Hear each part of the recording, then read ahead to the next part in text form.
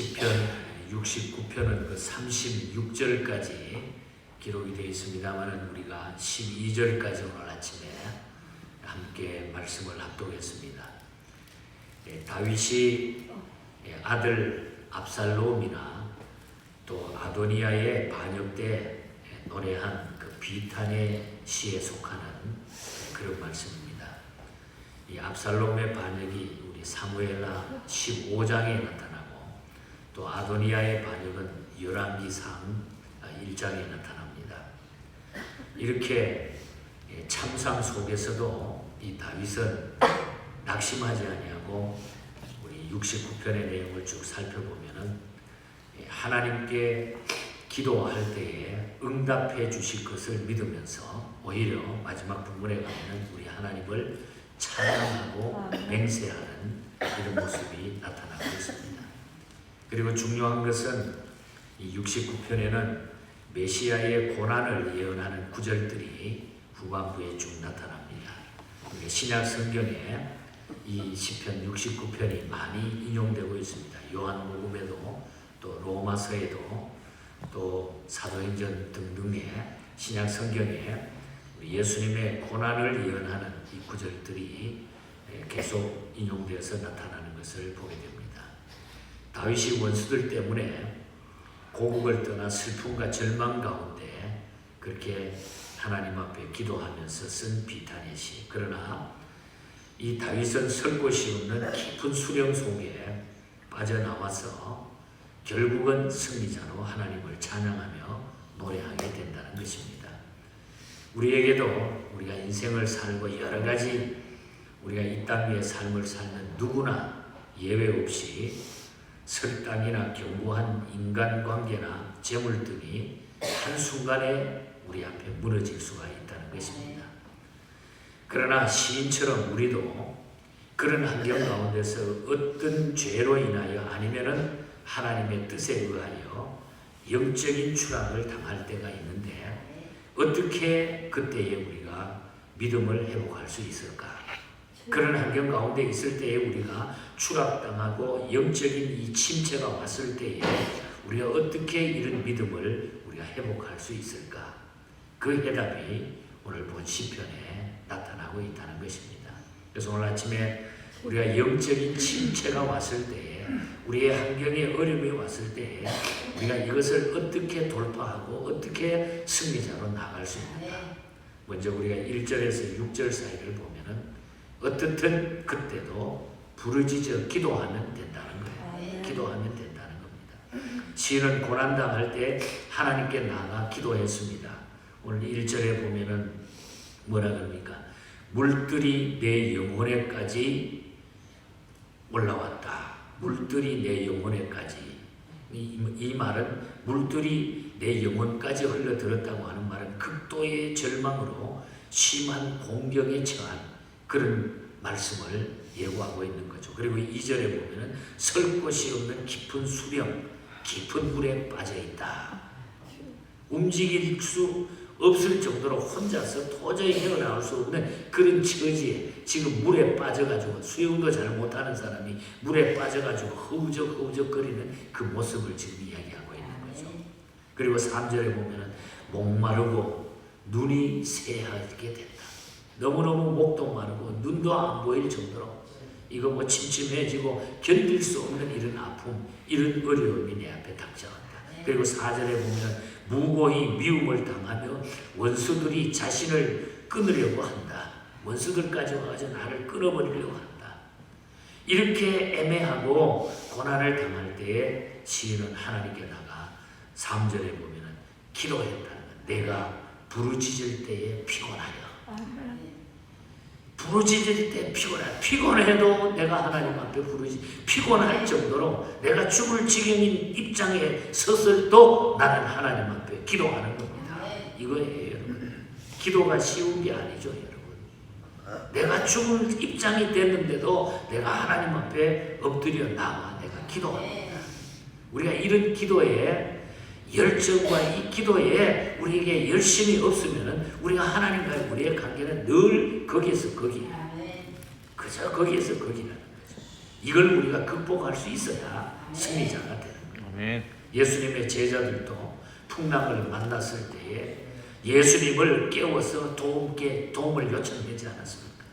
그러자 예수님께서는 풍랑을 잔잔케 하심으로 그들은 목적지까지 갈 수가 있었던 것입니다.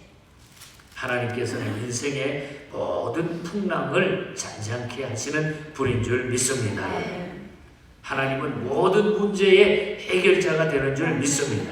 그래서 우리가 기도할 때 하나님께서는 들으시고 응답하시되 크고 뭐라고 그랬어요? 비밀한 일까지 알려주신다. 그래서 예레미야 33장 3절에 보면 우리가 하나님 앞에 힘들어 어려울 때도 하나님 앞에 기도하면은 하나님이 그걸 응답하시고 크고 비밀한 일까지 우리에게 알려주신다.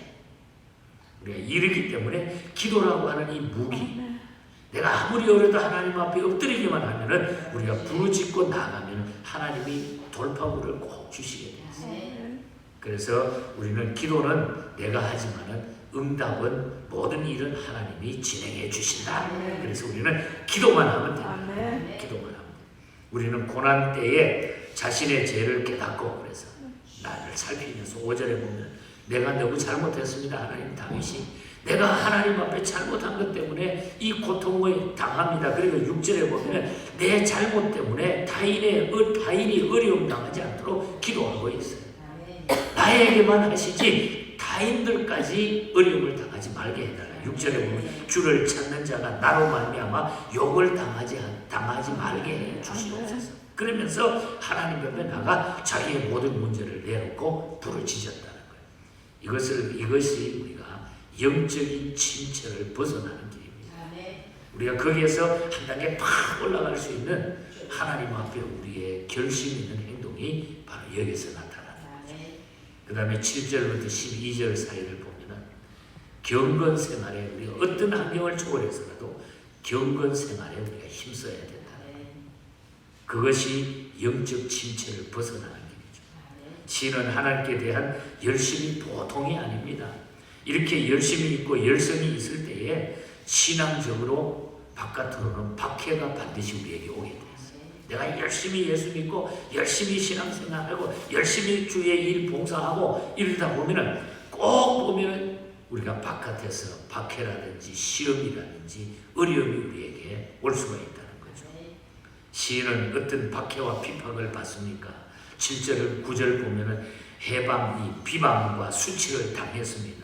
또한 8절에 보면 형제와 가족들에게까지 버림을 받습니다. 아들이 구테타를 일으키죠. 자기가 제일 믿었던 이 밑에 있는 부하들이 구테타를 일으키죠. 형제와 가족들에게 버림을 받죠. 엄청난 어려움이 생겼다는 거죠.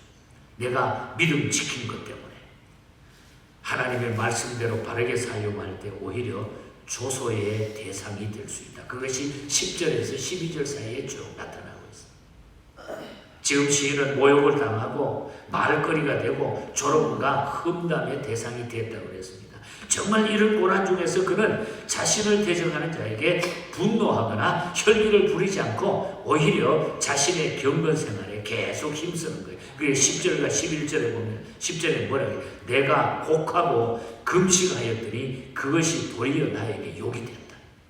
내가 그때 어려울 때 하나님 앞에 금식하고 엎드려 기도했는데 그것이 다른 사람에게는 다른 사람이 보기는 오히려 욕이 되더라. 그래도 나는 하나님을 붙들고 나간다는 거죠. 그리고 11절에 보면 내가 굵은 배로 베옷을 삼았더니 내가 그들의 말거리가 되었다. 그냥 하나님 앞에 회개하는 심정으로 베옷을 입고 엎드려서 기도했더니 오히려 그것이 다른 사람에게 막 욕이 되고 조롱거리가 되더라. 그래도 나는 경건 생활에 하나님을 섬기는 내 일은 그대로 내가 진행할 것이다. 우리가 아무리 힘들고 어려워도 내 경건 생활을 포기하고는 안 된다. 경건 생활을 계속 유지할 때에 하나님께서는 우리의 어려운 문제, 영적인 침체에서 벗어나게 해주는 거죠. 그래서 우리가 어려울 때 보통 보면은 그냥 넘어져 버리잖아요. 포기해 버리잖아요. 그러나 그때 더 우리가 더 기도하고 더 하나님 앞에 엎드린다. 아멘. 그 다음에 읽지 못한 부분입니다만 13절에서 28절에 보면은 변함없이 기도 생활에 경건 생활이 연결이 되는데 기도 생활에 변함없이 충실해야 된다. 시인이 계속되는 환란 가운데 좌절하지 아니하고 계속해서 신앙생활을 할 수 있었던 것은 기도 생활에 충실했기 때문에 자기가 할 수 있어요. 그래서 13절을 보면 여호와여 나를 반기시는 때에 내가 주께 기도하오니 계속 기도했다.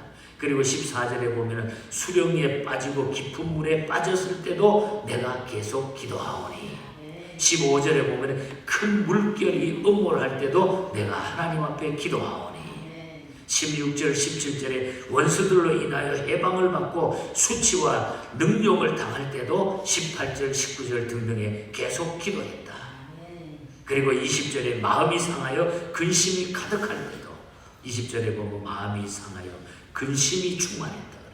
근심이 충만해. 얼마나 근심이 많았는지 마음이 상해서 근심이 충만했다. 그럴 때도 기도했다. 그리고 21절에 고난이 절정을 이룰 때도 나는 하나님 앞에 근신하면서 기도했다. 시인은 하나님께서 자신이 당한 모든 일을 다 알고 계시며 대적자도 모두 하나님 앞에 있기에 환난 가운데서도 여전히 하나님께 기도하고 이 하나님이 하시는 일이고 하나님께서 하시면 모든 일을 이루실 것이고 나는 내가 할 일은 하나님 앞에 맡겨드리고 내가 기도할 뿐이다. 변함없는 기도 생활. 이것이 영적 침체를 벗어나는 길이라는 거죠. 그리고 시인은 22절에서 28절 사이에 보면 자기를 괴롭히는 자들이 마지막에는 멸망하길 기도하는 이 기도까지 하고 28절에 보면 그들을 생명책에서 지우사 의인들과 함께 기록되지 말게 하소서. 이렇게 시인은 어떤 고난이 와도 흔들리지 않고 변함없이 원수 갚는 것까지 원수 갚는 문제까지라도 자기가 행하는 것이 아니라 하나님 앞에 다 맡겨버려요. 원수 갚는 문제도 스스로 갚으려 하지 말고 이 문제까지도 시인은 하나님께 맡기고 기도하게 되는 이 모습을 보게 됩니다. 그렇게 하지 못하면 기도 생활에 실패하기 때문에 모든 것을 맡겼다. 원수 갚는 일까지, 내가 억울함 당한 일까지, 그 내가 하지 않고 내가 거기에서 빠져나오려고 하지 않고 변함없이 기도 생활에 충실했더니 이 모든 굴레에서 벗어날 수가 있었다.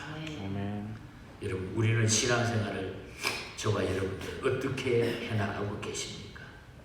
평탄할 때는 물론이거니와 고난의 때도 흔들림 없이 동일한 신앙생활을 할 수 있어야 될 줄 믿습니다. 그래서 오직 우리는 변함없는 기도 생활에 충실해야 된다.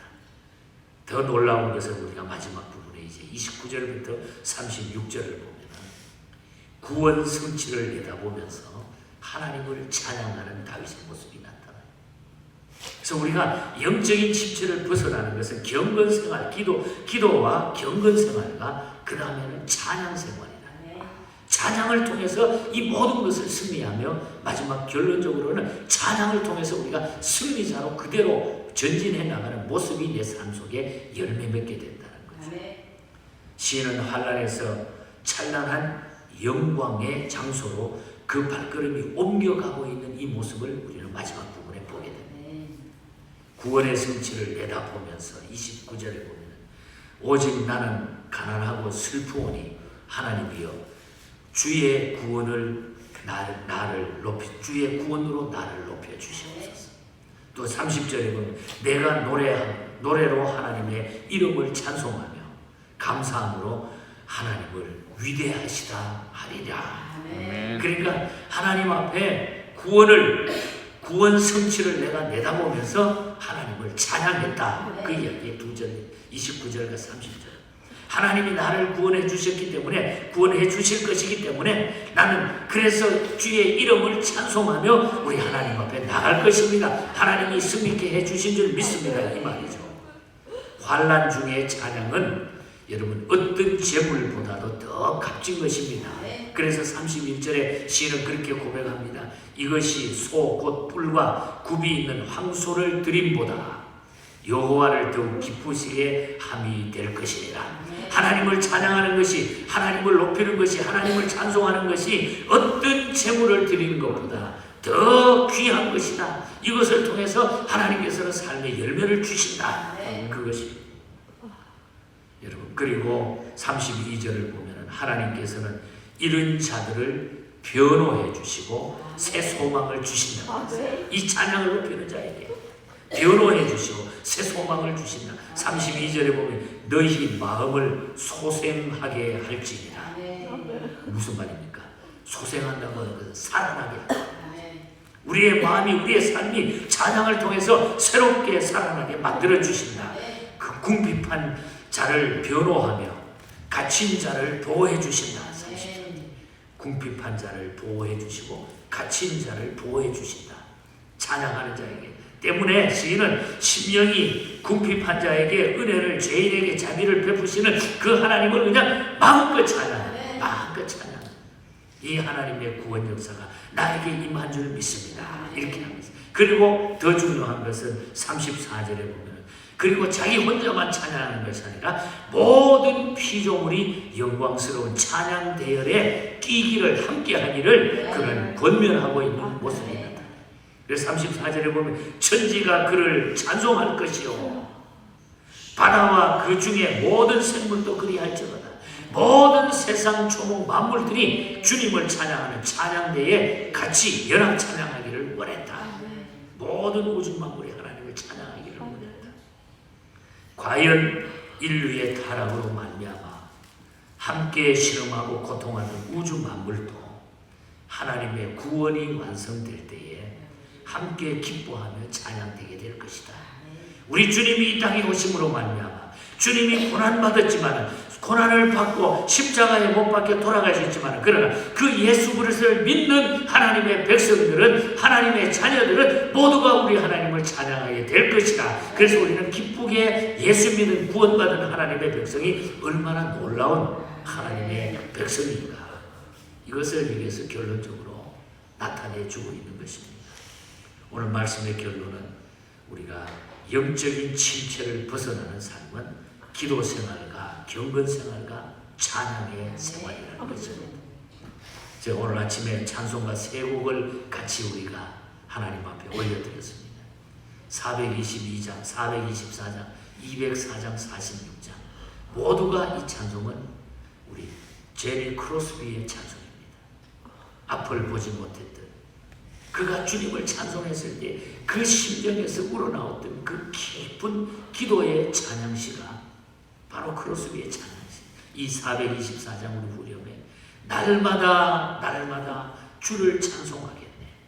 주의 사랑의 줄로 나를 굳게 잡아 매소서. 구원받고 보니까 자기가 육신의 눈이 안 보여도 너무너무 그 눈을 뜨고 나니까 주님을 찬송하는 것이 너무 좋은 거예요. 이게 구원받은 자들이 할 일이거든요. 204장에도 보면 후렴에 이것이 나의 간증이요 이것이 나의 찬송일세. 나 사는 동안 끊임없이 구주를 찬송하리로다. 우리의 간증은 주님을 찬송하는 거죠. 그리고 46장도 우리 오늘 같이 고백하지 않았습니까? 찬양하라 복되신 구세주 예수. 백성들아 사랑을 전하세. 경배하라 하늘의 천군과 천사. 주님 앞에 영광을 돌리세. 목자같이 우리를 지키시고 종일 품에 늘 안아주시니 후렴에 가서 찬양하라 높으신 권세를 찬양 영원히 부르세. 그래서 여러분 어떤 아픔과 슬픔과 고통과 우리 앞에 놓여있는 어려움이 있다 할지라도 우리는 이 침체를 벗어날 수 있는 것은 하나님을 붙들고 어떤 문제도 하나님 앞에 내려놓고 기도하고 변함없이 경건 생활을 우리가 스탑시키지 말고 이 구원으로 말미암아 감격적인 찬양을 하나님 앞에 올려드리는 거예요. 그래서 우리는 이 찬양은 천지 모든 만물이 여호와 하나님을 찬송해야 돼요. 모든 피조물들. 그래서 다윗은 이 모든 피조물, 그래서 다윗의 생애를 보면서 그 당시에 뭐 음악이 발달이 됐겠어요. 그런데도 그냥 악기를 만들어가지고 주님을 찬송하고, 그러니까 하나님이 할 때마다 그 기적과 역사를 찬양할 수 있는 재능을 다윗에게 자꾸 주는 거예요. 악기가 걸렸을 때에 사탄이 막 득실할 때 찬양 불렀을 때 다 도망가잖아요. 법궤가 들어올 때 너무 감격해서 하나님의 말씀이 너무 좋으니까 하나님의 함께 하심이 감격하니까 그냥 옷을 벗어 그냥 춤을 추면서까지 왕이 최신이 없다는 말 들어가면서 하나님 앞에 영광 돌렸던 그 이유가 어디에 있어? 구원받은 하나님의 백성에게는 그 감격이 늘 살아있다. 여러분 이 어려운 때에 이런 신앙을 우리가 자꾸 회복해 나가야 돼. 한국에서 오신 분들 이야기를 들어봤습니다. 지금 교회들이 전 세계적으로 너무너무 침체해져 가고 이제는 그냥 인본주의로 다 흘러가고 있는 거예요. 정말 하나님이 이 마지막 때에 알곡과 죽정이를 지금 골라가고 있다고 하는 이런 모습들이 쭉 나타나고 있는 거예요. 하나님과 우리 나와의 관계 누구 눈치 보지 말고 정말 잘 유지하셔서 우리 주님 앞에 설 때에 부끄러움 없이 여러분의 최선을 다해서 주님을 섬기고 최선을 다해서 우리가 쉬운 일이 어디 있겠습니까? 주님을 섬기는 일은 고난의 길입니다. 어떻게 가시밭의 길입니다. 그 희생의 길이에요. 그것이 주어지지 않고는 우리가 예수 똑바로 못 믿어요. 우리 믿음의 생활은 그래야 우리가 영원한 생명을 계속 우리가 영원한 나라를 우리가 소유하고 영원히 행복을 누릴 수 있기 때문입니다. 이 믿음으로 우리 주기철 목사님이 살았던 그 삶, 손양원 목사님이 살았던 그 삶, 우리 신앙의 선배들이 그 어려운 때에 어떻게 그 믿음을 극복했는가 저는 그걸 생각해 보니까 이해가 되는 거예요. 오늘 이 시대가 뭐 그렇게 압력적으로 직접적으로 네 죽인다 이렇게 말은 하지 않지만 우리가 영적으로 얼마나 우리를 억압하고 우리를 조아뜨리고 있습니까? 이럴 때에 깨어서 기도함으로 우리 승리하시고 경건생활의 승리자들, 찬양의 승리자들이 되시기를 주님 이름으로 간절히 축복합니다.